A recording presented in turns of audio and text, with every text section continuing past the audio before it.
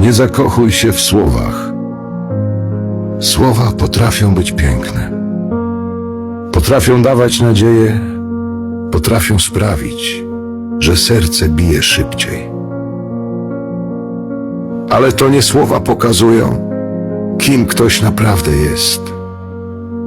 Patrz na czyny. Patrz, kto znajduje dla ciebie czas. Kto pamięta. Kto zostaje. Kto jest obok, gdy nie ma już łatwych rozmów i pięknych obietnic. Bo prawdziwa miłość nie mieszka w słowach.